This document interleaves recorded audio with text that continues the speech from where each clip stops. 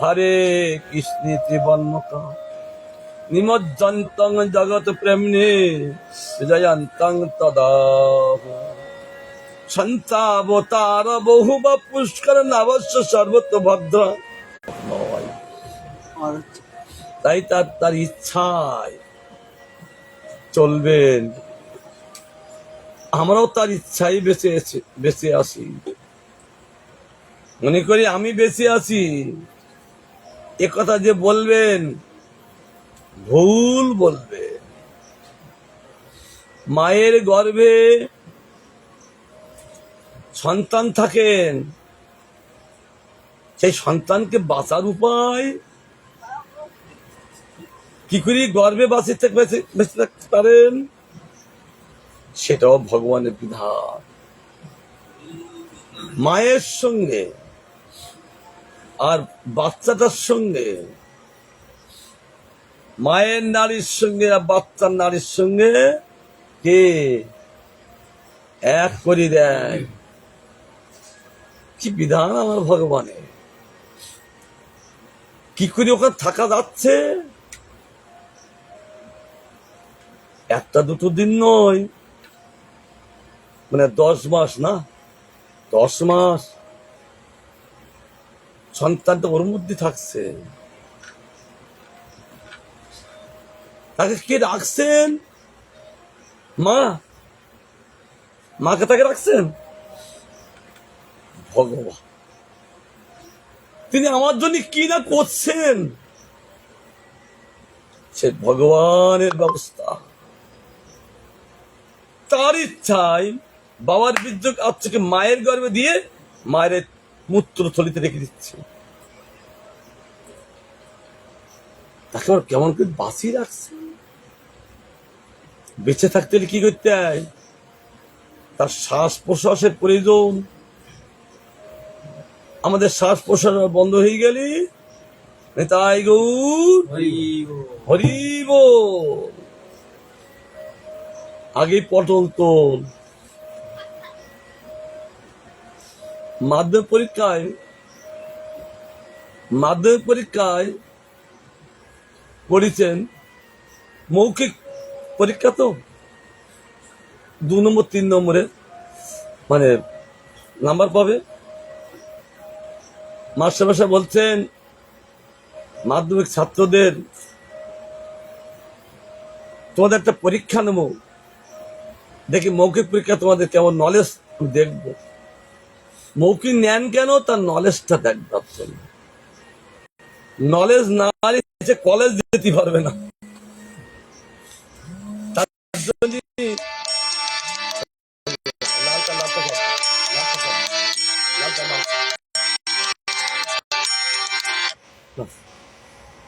বলছেন মাধ্যমিক পরীক্ষায় তাদেরকে মৌখিক ন্যায় কেন, দেখি তার কেমন নলেজ থাকছে, যেতে হবে কলেজ। তার জন্য মৌখিক পরীক্ষা নেয়। মৌখিক পরীক্ষাটা কি? আসতে পরীক্ষাটা কি? পরীক্ষাটা কি? একটা ফাঁকা মাঠে তার 2 তলা বাড়ির চতুর্দিকে বহু রকম সবজি লাগানো আছে। ঠিক বহু রকম সবজি লাগানো আছে। সেই সবজি ওই 2 তলার থেকে লাফ দিয়ে, ওই সবজি ওই 2 তলার থেকে লাফ দিয়ে সে পটল তুলবে। তার মানে কি? নিতাই গৌর হরিব। আর লাভ দিয়ে পটল তোল। আর সঙ্গে সঙ্গে আর একটা ছেলে পাস করতে পারি, তার সঙ্গে সঙ্গে কি দিল?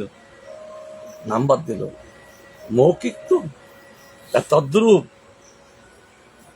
মাতৃ গর্ভে যে সন্তানটাকে যেখানে বাঁচাই রাখতে হয়, আমি তো অবাক হই। জেনে শুনে আমি সাধু হয়ে গেছি, আপনারও হবে। আর ভুল নয়, যতদিন ভুল করেছে আর একদম ভুল নয়, এগুলো জেনে শুনিস আর ভুল করিনি, আপনারা কেউ ভুল করবেন না।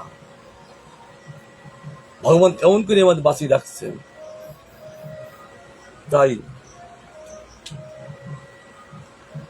ওই মা যখন শ্বাস নিচ্ছেন, বাচ্চারা শ্বাস নিচ্ছে। মা যখন শ্বাসটা ছাড়ছেন, ওই মায়ের নাড়ি হলো পাইপ তুললো, ওই পাইপ দিয়ে মায়ের সঙ্গে সেটিং করা বাচ্চাটা শ্বাসটা বাইর করছেন। এ কি বিধান আমার ভগবান! একদম বাচ্চার গেল, যতদিন তার বাচ্চা ভূমিষ্ঠ না হয় ততদিন কিন্তু মায়ের স্তনে কিন্তু কি নাই, দুধ নাই। ভূমিষ্ঠ হলেন, ওই বাচ্চাটার খাদ্য মায়ের বুকেই ব্যবস্থা করলেন আমার ভগবান। বলুন,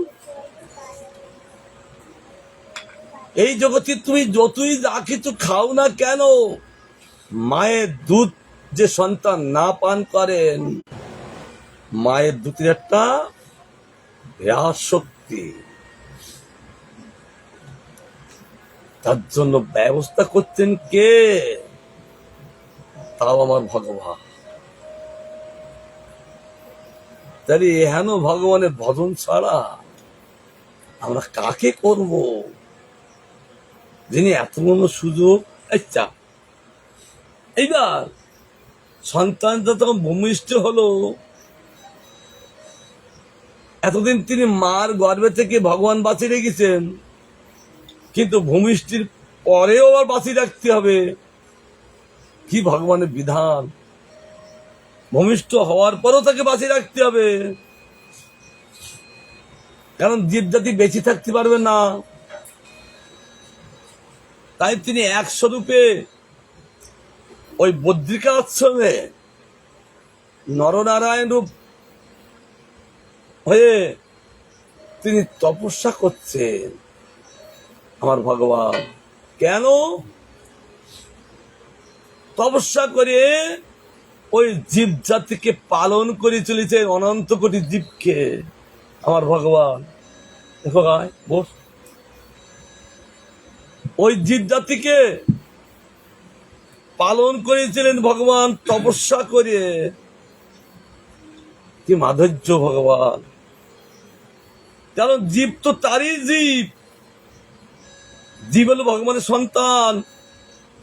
যেমন পিতা মাতার দায়িত্ব বাড়ে সন্তানকে পালন করা, আর জগৎ পিতা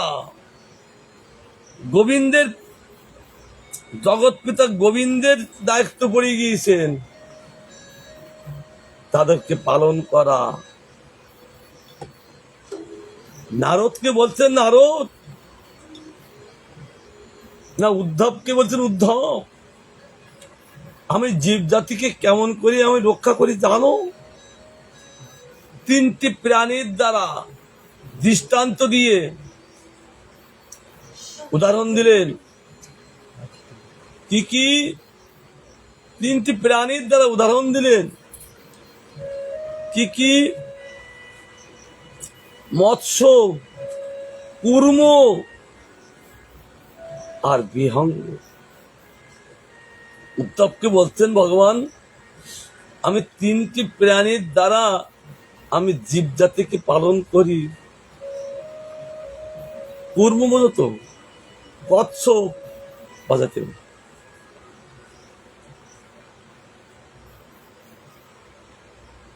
কচ্ছপ রাধাকুণ্ডে দেখলাম একটা বড় কচ্ছপ তীরে ডিম পারলো,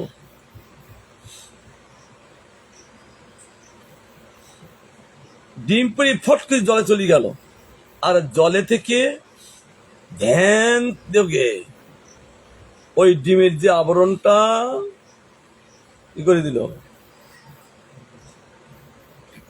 ফাটিয়ে দিল। ধ্যান যোগে দেখছি কি করে, এমন ধ্যান যোগে ওই তার ডিমের যে এটা ফাটিয়ে দিল, সঙ্গে সঙ্গে এইটুকু একটা বাচ্চা হলো, কচ্ছপের বাচ্চা। ওই তীরে কিছুক্ষণ থাকলেন, তারপর কিছুক্ষণ চলে কোথায় গেল? হ্যাঁ, জলে চলে গেল।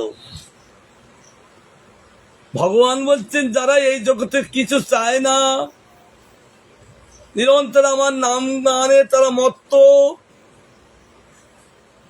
ওই তাদেরকে আমি ওই ধ্যান করি, আমি তাদেরকে পালন করি। ভালো করে শুনবে সব, তাদেরকে ধ্যান করি, আমি তাদেরকে পালন করি। এইবার আসলো মৎস্য আর বিহঙ্গ, মানে পক্ষী। পক্ষী এক জায়গায় হাজার হাজার ডিম পাড়ে,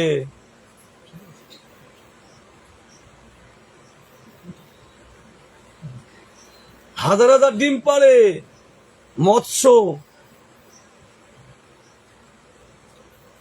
আর ওই ডিমগুলো রেখে ওই মৎস্য দূর থেকে এক দৃষ্টিতে, মৎস্য এক দৃষ্টিতে সে ডিমগুলির আবরণটা ফাটিয়ে দিয়ে ছোট্ট ছোট্ট বাচ্চাকে প্রসব করে দেয়। একই তাদের বিধান, যে দৃষ্টি দিয়ে সে ডিমের আবরণটাকে ফাটিয়ে দিল।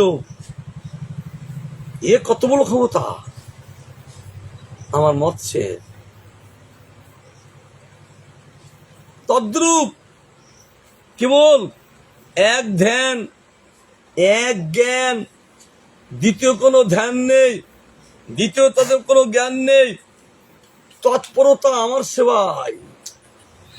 এহেন ব্যক্তিদেরকে আমি দৃষ্টি দিয়ে পালন করি। কি ভগবানের বিধান!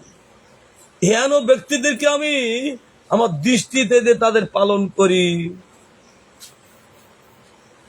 মৎস্য যেমন এক দৃষ্টিতে চলে, এদিক ওদিক পিছনে তাকায় না, সাধু হবেন যিনি, তিনি এক দৃষ্টিতে গোবিন্দের দিক চলবে মৎস্যের মতন। সাধু এমন কিন্তু শাস্ত্রের বিধান দিয়েছেন, যারা সাধু হবে ওই মৎস্যের মতো এক দৃষ্টিতে চলবে, ভগবানের দিকে দৃষ্টি রেখে। আবার তিনি যখন চলবেন, আবার ভগবানের দৃষ্টি পড়বে তার দিকে, দুই চোখে চোখে মিলে গোবিন্দের কাছে তিনি চলতে থাকবে। জয় শ্রীকৃষ্ণচন্দ্র ভগবান কি।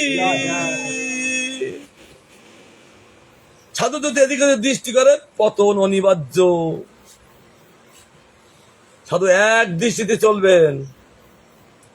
আমাদের পতনটা হচ্ছে কেন? লড়াই হচ্ছে কেন? দ্বন্দ্ব হচ্ছে কেন? ওই এক দৃষ্টিতে চলতে পারছে না। এদিকে দৃষ্টি করছেন, ওদিকে দৃষ্টি করছেন, আর মাঝপথে অসৎকে পড়ে যাচ্ছেন, বেশ ক্ষয়কৃত হচ্ছেন। এক দৃষ্টিতে চলতে হয়, মৎস্য যেমন। আর একটা প্রাণী আছে কি? পক্ষী, তাই তো? পক্ষী আছেন। পক্ষী দেখবে এই গ্রাম এলাকার লোক জানে, ওই মুরগিগুলো ডিম পাড়ে, কিন্তু পারে তো। যারা চিবি খায়, হ্যাঁ, যেসব প্রাণী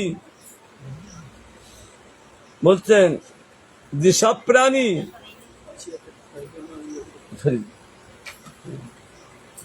যেসব প্রাণী চিবি খায়, তাদের বাচ্চা হয়। ভালো করে শোন, সব শোন।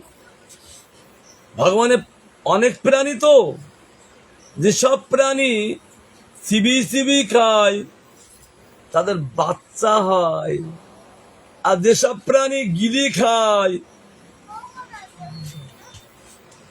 তাদের ডিম পাড়ে তারা। মনে থাকবে তো?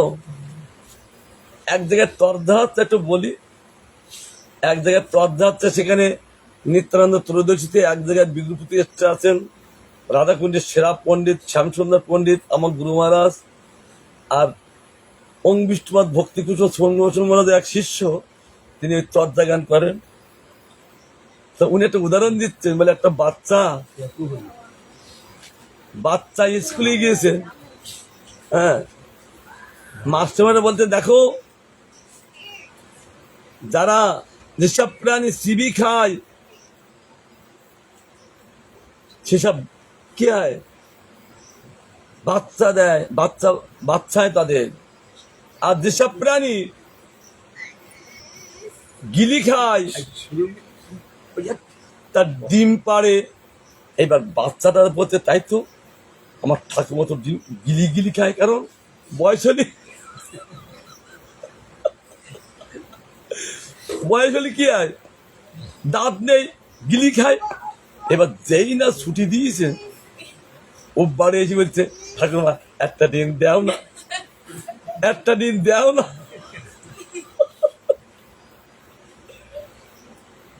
বলছে, ও বৌমা, এর নাতি এরম করে কেন?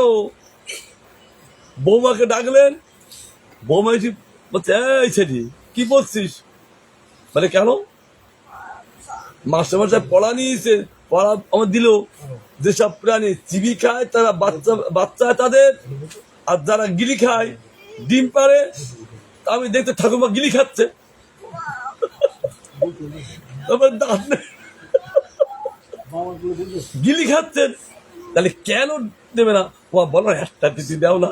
আবার তাকে ঘরে নিয়ে চলে গেল, বাচ্চা বেড়াতো। এলাম বলছে, যেসব প্রাণী চিবি খায় তাহলে তাদের বাচ্চা হয়, মানুষের, পশুদের, এদের বাচ্চা হয় ওই জন্য। আর পক্ষীরা গিলি খায়, তাদের ডিম হয়। তা এই পক্ষী কি করছেন, এক জায়গায় অনেকগুলো ডিম রেখে তার কি দিয়ে, ওই ডানা দিয়ে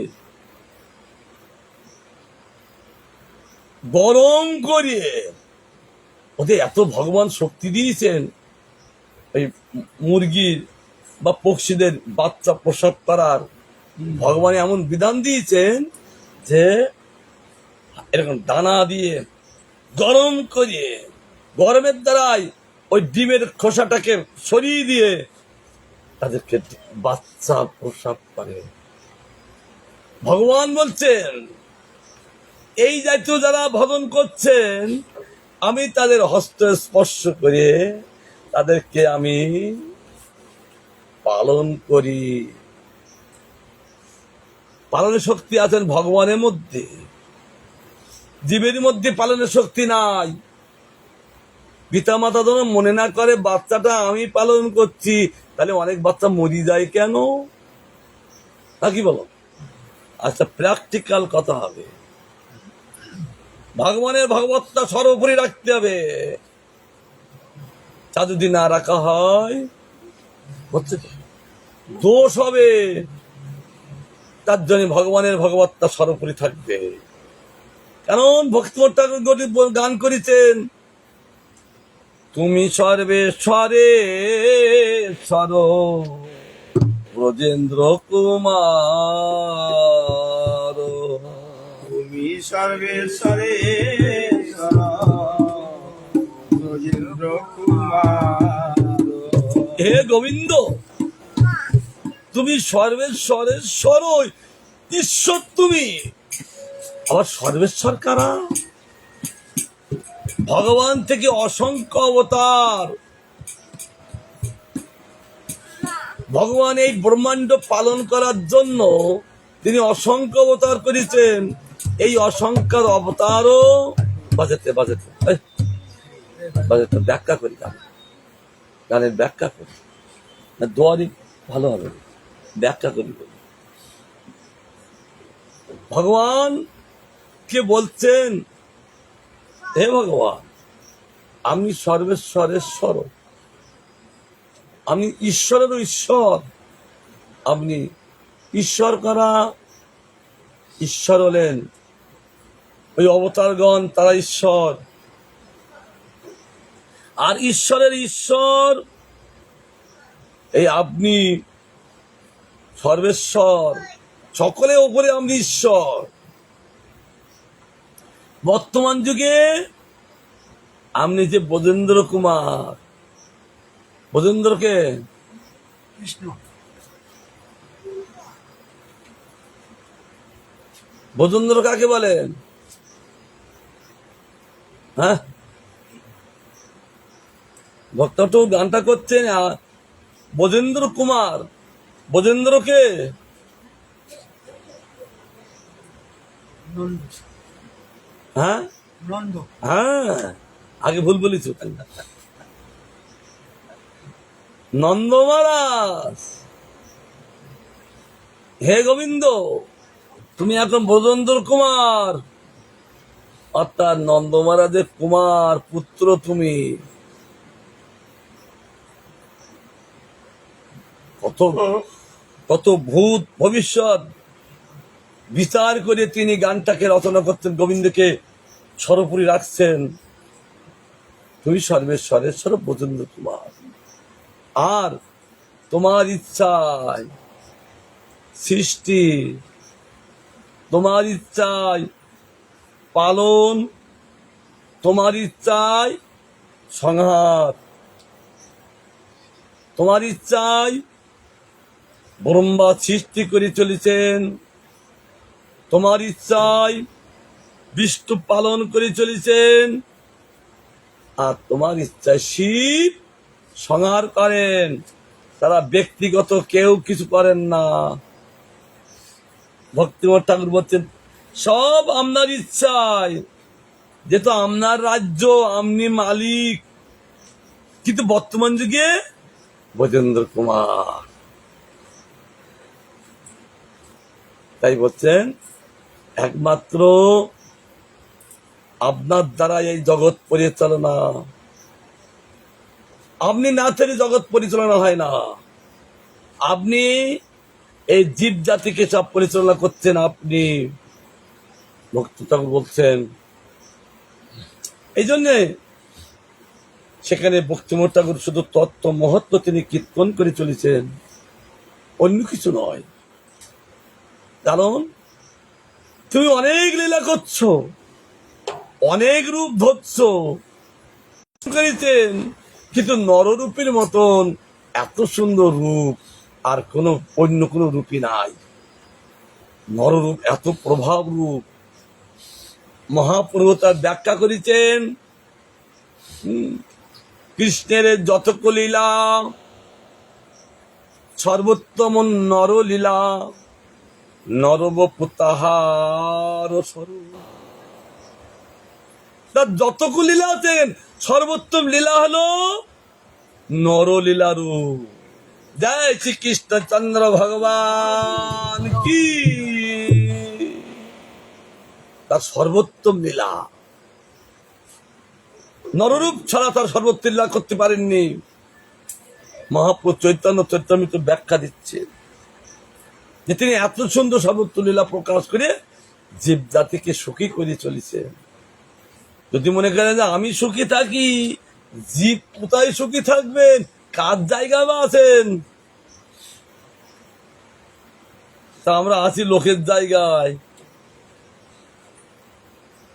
মনে করেন আমি ঘর বেঁধে বসেছি, দেখবেন বোম্বে, দিল্লি, কলকাতায় বড় বড় শহরে একটা কিন্তু হোটেল আছে। হোটেলটার নাম কি? হ্যাঁ, চেন্নাই, হায়দ্রাবাদ, বড় বড় জায়গায় একটা একটা হোটেল আছে। ওই হোটেলের নাম হলো 5 স্টার হোটেল। মানে জানানি এক নাইটে কত টাকা তার ভাড়া জানো? 70 থেকে 80,000 এক নাইটই ভাড়া। সেখানে যায় কারা? 70 থেকে 80,000 টাকা ভাড়া। তাহলে সেখানে যায় কারা? কারা যায়? ভিআইপি লোক যার পয়সা আছে। পয়সা আছে মানে ভিআইপি যারা পয়সা ভেঙে খাচ্ছে এখন তারাই যাদের পয়সা আছেন তারাই ওখানে ফুর্তি করেন। কতদিন ফুর্তি করেন? এত টাকা দিয়ে যতদিন এইটা ফুরিয়ে যায় সে আর থাকতে পারে? সে কখনো থাকতে পারেন না। তাকে কি বলে? "এই, তোর পয়সা নেই", শুনবে সবাই। এই জগৎটা হলো 5 স্টার হোটেল। জীব জাতি কতদিন থাকেন? যতদিন তার অর্থ থাকেন। অর্থ কি? আয়ুরূপ অর্থ। যতদিন আয়ুরূপ অর্থ থাকে ততদিন এই 5 স্টার হোটেলে থাকে। আয়ুরূপ অর্থ ফুরিয়ে গেলি হট, তখন সে জোর করে যদি থাকতে চায় থাকতে পারবে? পারবে না। সঙ্গে সঙ্গে তার দূত আছেন, "এই কে আসো, ওকে নিয়ে যাও।"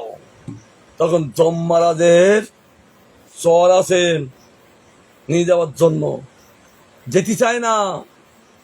কেউ কিন্তু মরতে চায় না, কিন্তু চায়? কেউ মরতে চায় না, কিন্তু আসো। আর তারা কারা আসছে জানো? 3য় স্কন্ধে ভাগবতে বলছেন তারা আসছেন কে? অকরল, বিকরল, যমের দূত সব ভাগবত দান করছেন। তাদের এত বড় বড় শিং, এই বড় বড় দাঁত, এইরকম বড় বড় নখ, মাথার চুল কি চারিদিক খাওয়া হয়েছেন, আর কালো বুদ্ধি। তখন তারা করে আসে ভয়তে। ওই দিন দেখবা যে যখন মরি যায় হয়তো পায়খানা করে প্রস্তাব করি, কেন? ওই বিকট মূর্তি দেখি ভয়তে তারা পায়খানা প্রস্তাব সব করে ফেলেন। কারণটা কি? নিয়ে চলে যাও, বাস। তখন তারা কি করে? তারা যখন আসে রেখে দেবার ধরি না, কারণ এটা একটা 5 স্টার হোটেল। আবার শাস্ত্র বলছেন এটা একটা কারাগার। এই জায়গাটা কারাগার। কারাগারে কারা থাকেন? যারা দোষী। আমারও সব দোষী বলে এই মায়ার কারাগারে আছি। কেন? কি করি? আচ্ছা, আমরা কারাগারে আছি, তাহলে কারাগার থাকতে আবার কারাগার কেন আছে না? এই জায়গাটা কোন মহকুমার মধ্যে?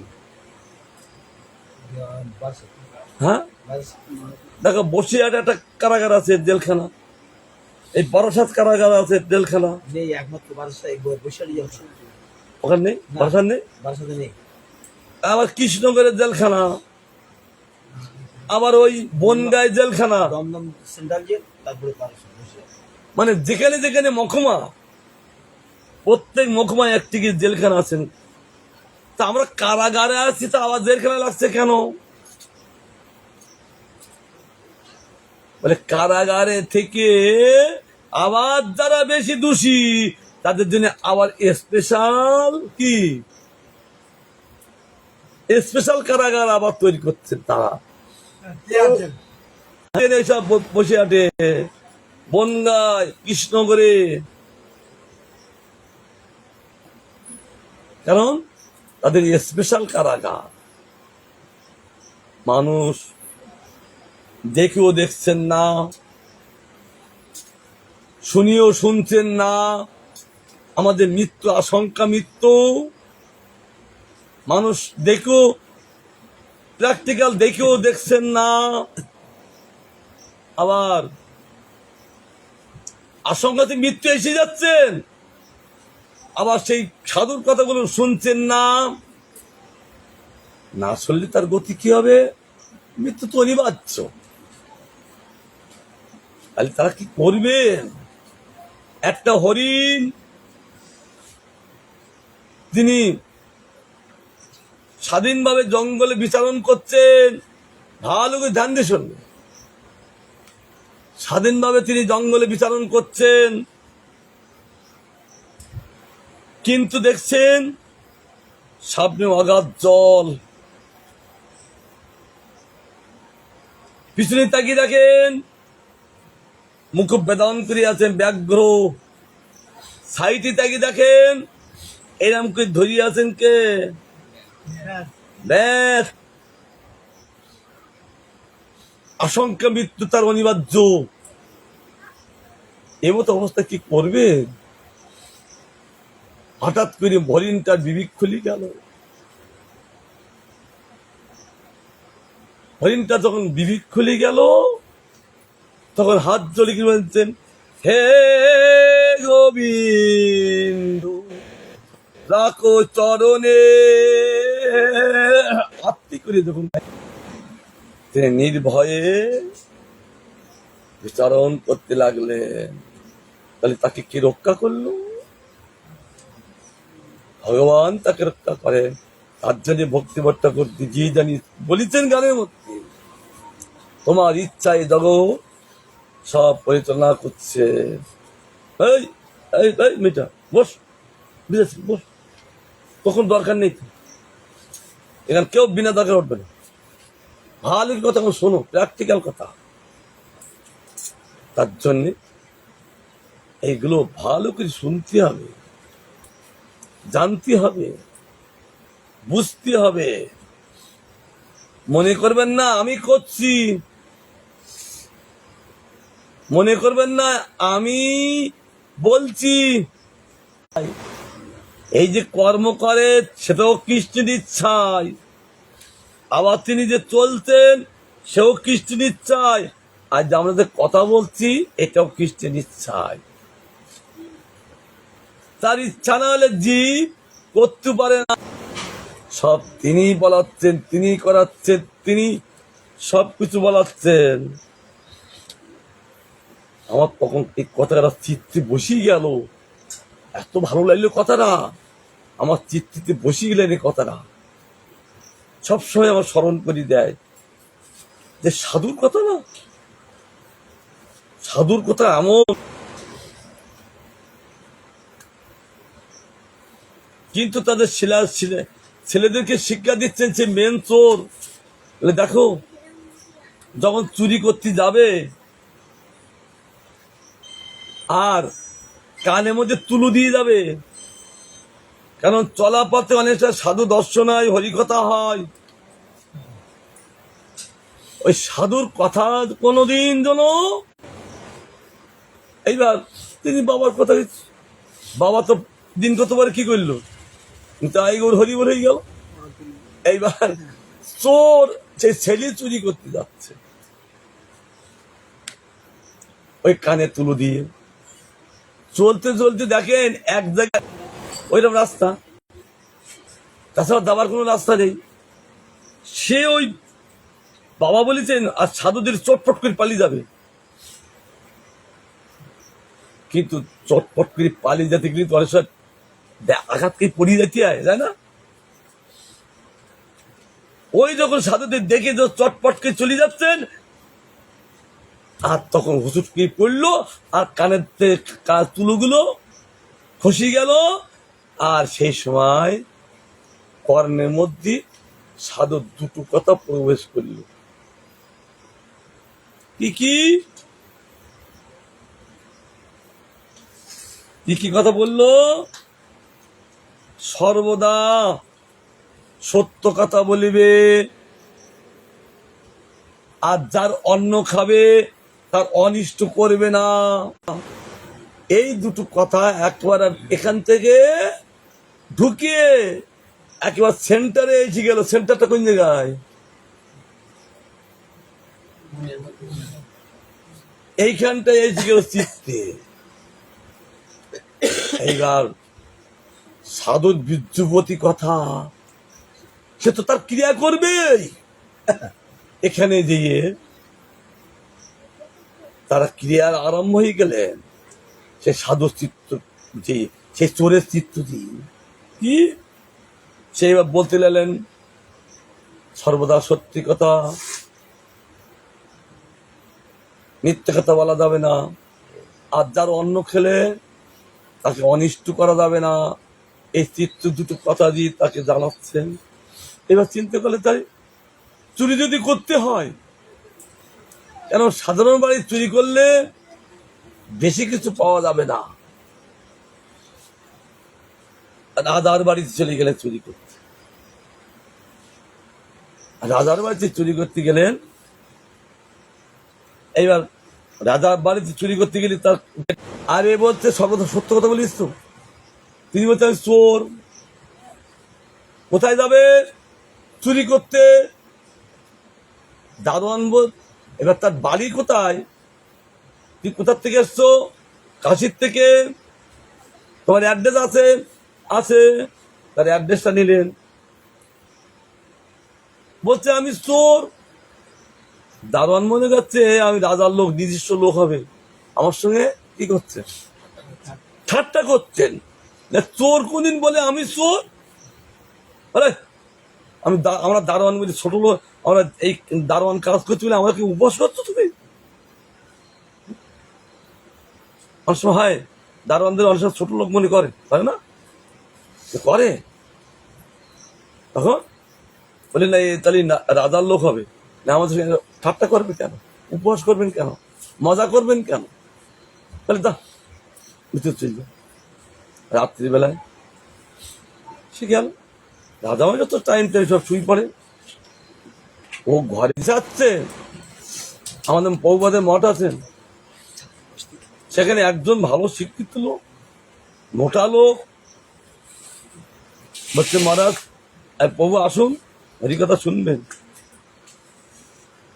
তিনি বলছেন মহারাজ আমি তো নিচে বসতে পারি না, আমাদের পরম গুরুদেব বলছেন আপনি আসবেন, আমরা জন্য চেয়ারের ব্যবস্থা করব। বলছে মহারাজ আপনার সামনে আমি চেয়ারে বসবো? মহারাজ পরম গুরুদেব বলছেন অপরাধ নেই, নিচে বসে যদি কষ্ট হচ্ছে হরিকথা শুনতে পাবে না, চেয়ারে বসে সুষ্ঠুভাবে যদি হরিকথা শোনো, মুখ্য হইল হরিকথা, ওই চেয়ারে বসা নিচে বসা এটা মুখ্য না, মুখ্য হইল হরিকথা শোনা। তাই মহারাজের কথা শুনি তিনি এসে চেয়ারে বসতেন, প্রেমময় হরি কথা শুনতেন। সাধুর কথাগুলো বীর্যবতী কথা, হচ্ছে বীর্যবতী কথা। এইবার ওই ঘরে ঢুকতে ঢুকতে ঢুকতে ঢুকতে গোপন ঘরে গেলেন। রাজবাড়িতে গোপন ঘর থাকেন, সেখানে দেখেন আলমারি, আলমারি কিন্তু লক মানে বন্ধ করা নেই, সব খোলা। তার জন্য তারও তালা থাকেন, এর খোলা সব। দেখে সেখানে কি ভালো ভালো সব দামি দামি সব হীরা মুক্তা, হ্যাঁ সোনা। ও দেখে বেশ কিছু টোবলা করে নিলেন, নিয়ে পিঠির পিছনে চলতেন। তখন তো ব্যাগ ছিল না, তখন ছিল কি ঝোলা, ঝোলা বলবো তো, এই একটা কাপড় এই দিক থেকে বাঁধে, একটা কাপড় এই দিক থেকে বেঁধে, দুই দিক থেকে বেঁধে কাঁধে এনে চলতেন, তাকে বলে ঝোলা। এই ঝোলা নিয়ে চলতেন, চলতে লাগলেন। দেখি আর কি ঘর আছে দেখি, দেখে রান্নাঘরে ঢুকে দেখছে ভালো ভালো জিনিস সব রান্না আছে। সে দেখি তার কি হইল, লোভ হইল। বেশ তিনি জীবনে খেতে পারিনি তো, চোর তো।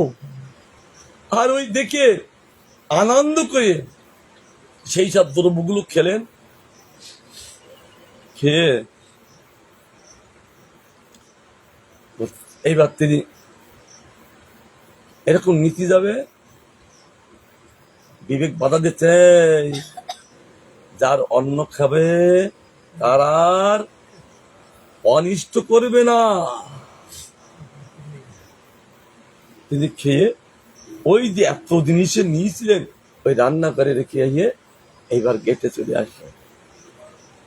কি ব্যাপার, চুরি করতে গিয়েছিলে, চুরি করেছিলে, হ্যাঁ নিয়েছিলে, হ্যাঁ তাহলে হ্যাঁ তা তোমার কাছে কিছু নেই কেন? বলে আমি রান্নাঘরে দিয়ে অন্ন খেলাম আর সেই জিনিসটা আর নিতে পারলাম না, রান্নাঘরে রেখে এসেছি। ধ্যাৎ, আবার আমাদের সঙ্গে কি করছেন, আবার আমাদের সঙ্গে মজা করছেন। যা পারি, কাজের জন্য শিখেছেন, নিজে নিজে ঘরে যার যে কাজ সে করছিলাম, যে দেখে সব আলু চুষ্টি খোলা বেশ জিরিয়ে নিয়েছেন, রান্নাঘরে দিয়ে দেখেন সেই জিনিসটা পড়িয়ে আছেন, খেয়েছেন। রাজামশাই রাত্রিবেলা চোর এসেছিলেন, আজ আপনার ভাগ্যের জোরে নিতে পারিনি, দেখ কিছু খেয়ে চলে গেছেন। সঙ্গে সঙ্গে দারোয়ান, কি বলছেন? রাজা বলছে দারোয়ান রাত্রিবেলা চলে এসেছিল। না চোর আর কি, তবে রাজামশাই একজন এসেছিল, তিনি এসে ঢুকতে যাবেন, আমরা বললাম কে, আমরা বললাম কে, তখন বলে আমি চোর না, আমি আপনার লোক বলতে ছেড়ে দিয়েছিলাম। তাহলে সেই হয়তো করতে পারে সবগুলো। আচ্ছা তার বাড়ি কোথায় কিছু বলেছে? বলে হ্যাঁ কাশিতে বাড়ি। তার কোনো অ্যাড্রেস নিয়েছিল? হ্যাঁ নিয়েছো, দেখি। এবার তাকে সেই দরওয়ান, এই কথা শোনো, হয়েছে কথাগুলো শোনো, দেখ না, বসো, আরে তুই বসো, আগে বসো, এখানে এখানে কার উঠতে দেবো না। অনেক কষ্ট করে আসলে আর হরিকথা সম্পূর্ণ না শুনে যায় নাকি? যেন আমরা সম্পূর্ণ খেয়ে উঠি, না খেলে উঠি, আর বলে আরো দেও বলি না, তাই সম্পূর্ণ ভরিয়ে দিই তোমাদেরকে, তারপর উঠে দিই।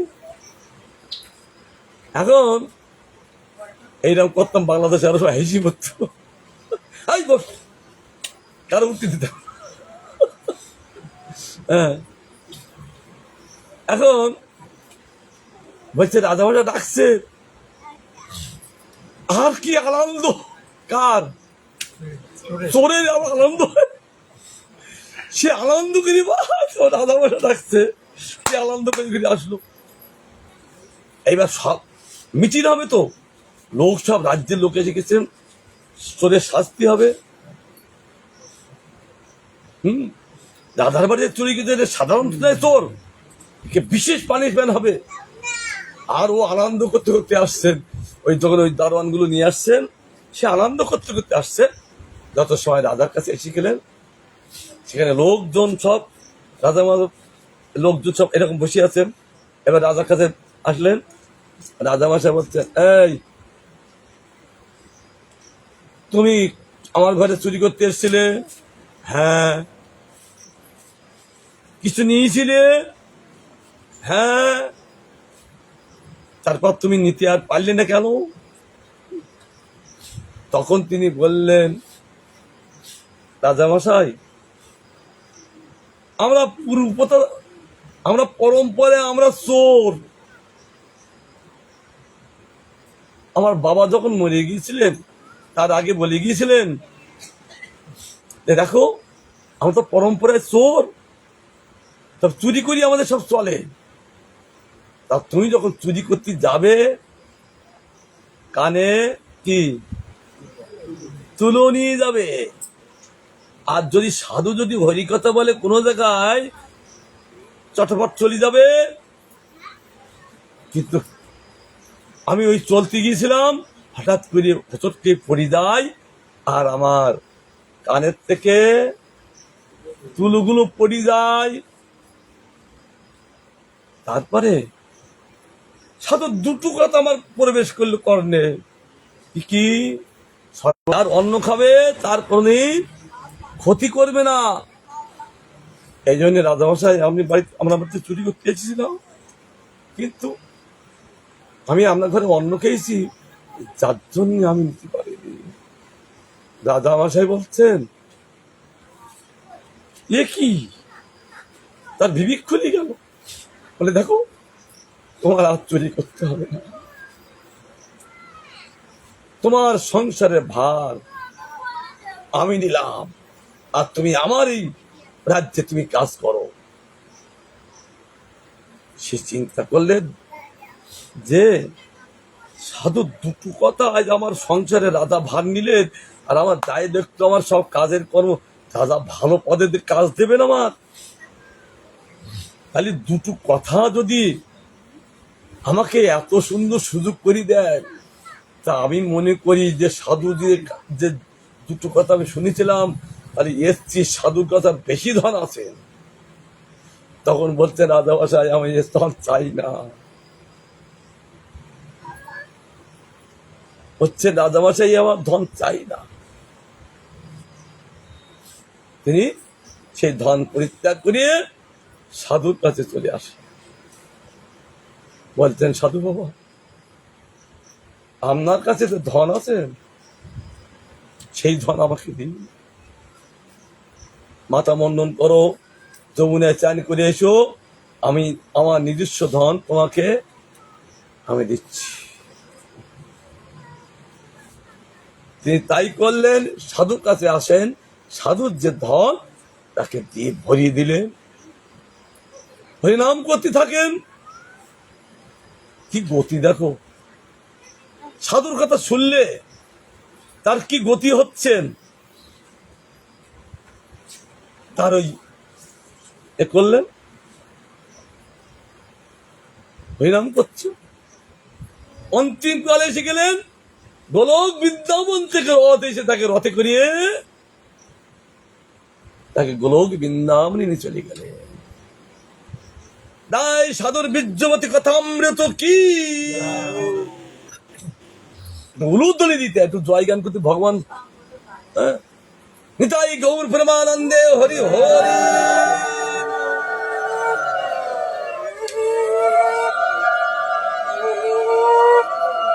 সাধুর কথা শুনলে,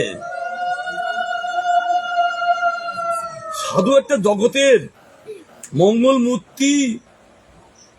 আর এক রাজা, এটা বলছেন ভক্তমাল গ্রন্থে, ভক্তমাল গ্রন্থ আছে না তোমার? ভক্তমাল গ্রন্থে বলছেন,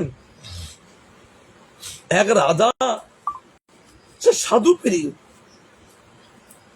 কিন্তু চারটি চোর সাধারণভাবে চুরি করিয়ে তাদের চলে না। যুক্তি করলেন যে রাজার বাজে চুরি করতে যাব, কিন্তু এইভাবে যদি চুরি করতে যায় ধরা পড়ে গেলি আর আমাদের কোনোদিনের জন্য ছাড় হবে না। তার জন্য তারা যুক্তি করলেন, হ্যাঁ এইগুলো আমি শেষ করে দিচ্ছি। তার মধ্যে তারা যুক্তি করলেন যে আমরা এইভাবে যাব না। তারা চারজন মাথা মুন্ডন করলেন, নিজে নিজে হরিনাম নিলেন, তিলক করলেন, গলায় মালা নিলেন, হরিনাম করতে করতে, আর কাছে কিন্তু চাকু আছে, কাছে কিন্তু কি আছেন, চাকু আছেন। চার সাত চোর এখন সাধু হরিনাম করতে করতে রাজার বাড়িতে আসছেন। রাজা দূর থেকে এই চারটি সাধুকে দেখে কি আনন্দ করে তাদের শাস্ত্রকে প্রণাম করে আদর করে নিয়ে এসে তাদেরকে পাদধৌত করা, তাদের ঘরের ব্যবস্থা করলেন। কিন্তু সেই সময় বিদান্তির লোক কি জানো, রাজা এক ঘরে আর রানী আর একটা ঘরে। তাদের যখন মিলন হবে, আগের থেকে চিঠি পাঠিয়ে দিয়ে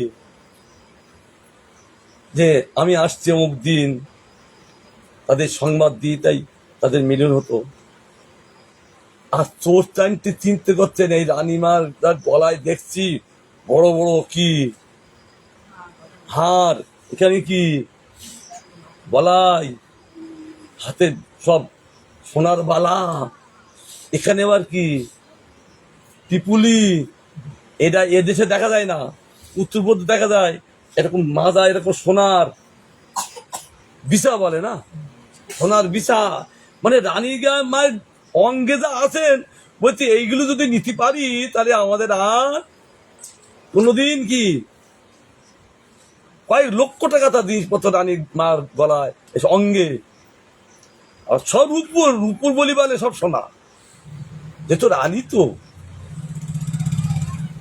এইবার ওই চারটি সাধু তো না চোর, রানীমার ঘরে গেলেন, রানীমায়ের ঘরে দিয়ে রানীমাকে এই করে দিল। কি করলো? হ্যাঁ, চাকু মেরে দিলেন। আর রানীমায়ের অঙ্গে যত অলংকার ছিল সেই অলংকার সব নিয়ে নিল, নিয়ে চারটি চোর ওই রাত্রিতে কি করলো? পালিয়ে যাচ্ছে। ঠিক বাড়ির কাছে যাচ্ছেন, আবার সেই ঘুরি ঘুরি রানীমার ঘরের দিক চলে আসছে। বলছি কি ব্যাপার, আমরা তো বাড়িতে পৌঁছে গেলাম, আবার এখানে কি আসলাম? ওই সারা রাত ধরে ওই করেছে, ওই বাড়ির কাছে পৌঁছেই গেছেন, আবার ঘুরিয়ে রানীমা যেখানে মৃত অবস্থা ওই সেখানে চলে আসলেন। ভালো শোনো, সেখানে চলে আসলেন।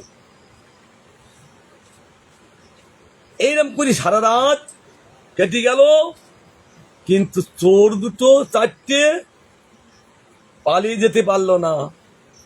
সুন্দর কথাগুলো আমি উড়িষ্যায় যেয়ে আমাদের অনন্তপুরে গ্রন্থ পেয়ে এইগুলো আরো অনেকগুলো আছে পেয়েছিলাম। এই কাহিনীটা এত ভালো লেগে গেল। ও রাজা কি সাধু প্রিয়। এইবার সকাল হলে রাজার বাড়িতে কারা আসেন? দাস দেখি আসেন। দাসীরা গেলেন রানীমার ঘরে, আর দাসেরা গেলেন হ্যাঁ রাজার ঘরে। দাসীরা যেই দেখে রানীমা মানে এরকম ছেদন করা, দেখছে চারটি চোর, জানতে পারলে এরা চুরি করেছেন। কিন্তু রাজার হুকুম ছাড়া তাকে প্রহার করতে পারেন না। যত সময় রাজাকে বললেন যে রাজামশাই, এই চারটি চোর রানীমাকে মেরি সব অলংকার নিয়ে এইসব চুরি করে যাচ্ছিল, কিন্তু কপালের জোরে জ্যোতি পারিনি। রাজা বলতে সাধুদের কখনো অপবাদ দেবে না, এই ওরা সাধু, চোর উচ্চারণ করবে না। কি বলছেন? এখন চোর বলবে না যে সাধু। অনুমাকে রাজার মনটা ঘোরাতে পারেন না। রাজ্যের লোক এসে রানীমা চলে গেছে, তারা কান্নাকাটা। রানীমা রাজা হলো নির্ভীক, তার কোনো নেই। আবার বলছেন রানীমা যদি মরতে তার কর্মফলে মরে গেছে। দাদা কি বলছে জানো তো? রানীমা যদি মরে তার কর্মফলে মরিছেন, তার মৃত্যু দাম ছিল, ওই মৃত্যু আমি কি করব? অথচ সাধুর অপবাদ দেবে না। এ কি রাজা, কি সাধু প্রিয়, কি সাধু বিশ্বাস। হচ্ছে না, ওর অপবাদ দেবে না। বাড়িতে বিরাট ভাবে কান্না, রানীমা চলে গেছে, আর প্রজারা রানীমা অত প্রাণ, তারা কাঁদছেন। আবার জিয়ে হাত জোর করে বলছেন, এ রাজামশাই একটা বিধান করুন। কাঁদতে কাঁদতে তখন বললেন, ঠিক আছে, আমি বিধান দিচ্ছি। ওই চারটি সাধুর চরণ ধৌত করে ওই জল ওই রানীমার গায়ে লাগিয়ে দাও, বেঁচে যাবে। ওরে সর্বনাশ, রাজার কি প্রভাব দেখো। বলছেন ওই 60টি সাধুর চরণ ধৌত করো, রানীমার গায়ে লাগিয়ে দাও, বেঁচে যাবে। রাজার আজ্ঞা। তারা যে চোর, তা তো জানে চোর, কিন্তু রাজার আজ্ঞা শুনেছে। তাদেরকে 4টি চোরকে ওই চরণ ধৌত করে রানীমায়ের গায়ে দিলেন, রানীমা জীবিত হয়ে গেল। কি মহত্ব। আর চোর বলছেন তো ভালোতে, আমরা তো চোর, আর আমাদের চরণ ধৌতের এত মহত্ব। আমরা চিরদিনের জন্য চুরি করা ছেড়ে দিলাম। তারা চিরদিনের জন্য সাধু হয়ে গেলে হয়ে হরিভজন করতে লাগলেন। অন্তিম কাল আসলো, বলে আমরা সাধু হইনি তাই আমাদের এত প্রভাব, আর সাধু হলে তার কি প্রভাবে। সঙ্গে সঙ্গে তারা প্রকৃত তারা সাধু হয়ে ভজন করতে লাগলেন। অন্তিম কালে এসে গেলেন, গোলক বৃন্দাবন থেকে রথ চলে আইলো তাদেরকে নিয়ে রাজা সমেত সেই গোলক বৃন্দাবনে নিয়ে গেল। জয় সাধু সেবা কি, জয় রাজা কি, হরিনাম সংকীর্তন কি।